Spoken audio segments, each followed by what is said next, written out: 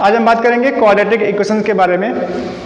कोई भी पॉलिनोमियल होता है उसकी डिग्री अगर 2 होती है तो वो क्वाड्रेटिक इक्वेशन होता है। जैसे x square plus 5x plus 6 equal to 0। तो यहाँ पे जो मैक्सिमम पावर है वो 2 है, तो इस इक्वेशन की डिग्री जो होगी 2 होगी, और इस इक्वेशन के नंबर ऑफ रूट्स जो होंगे वो दो रूट्स होंगे इसके।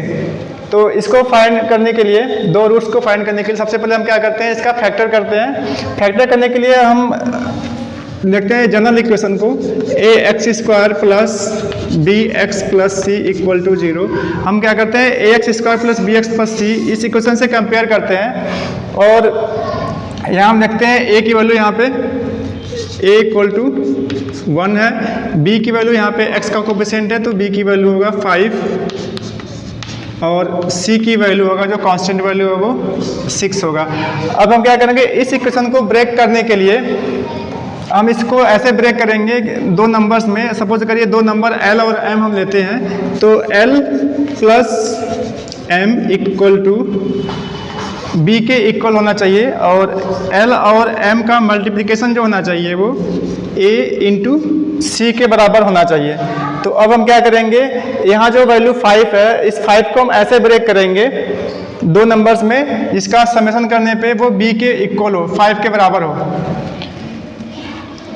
तो यहाँ पर हम कर सकते हैं, लिख सकते हैं x square plus 5x plus 6 equal to 0।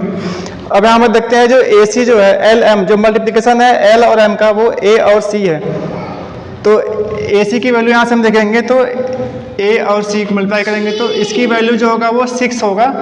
तो 6 को हम ऐसे ब्रेक करेंगे कि उसको हम 2 नंबर्स में जिसको ऐड करने के बाद 5 के बराबर हो, और उसको मल्टीप्लाई करने के बाद वो वैल्यू जो हो वो 6 के बराबर हो।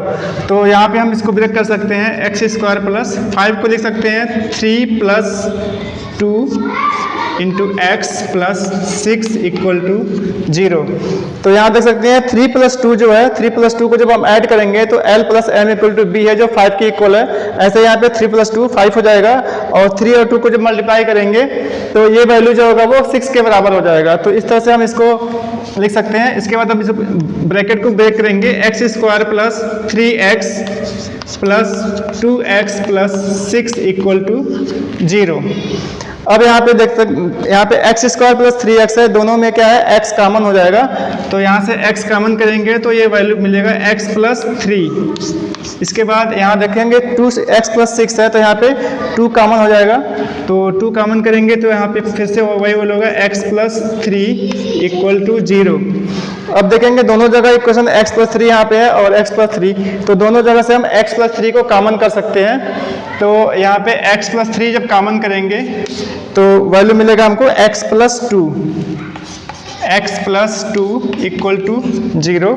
अब यहाँ से हम x की वैल्यू फाइंड कर सकते हैं, x प्लस 3 इक्वल टू 0, और सेकेंड होगा x प्लस 2 इक्वल टू 0। तो यहाँ से जो x की वैल्यू होगा x equal to -3 and x equal to -2। तो इस तरह से हमें 2 रूट्स फाइंड हो गया। फर्स्ट रूट जो -3 है और सेकेंड रूट जो है वो -2 है। तो इस तरह से हम किसी भी इक्वेशंस का रूट्स फाइंड कर सकते हैं।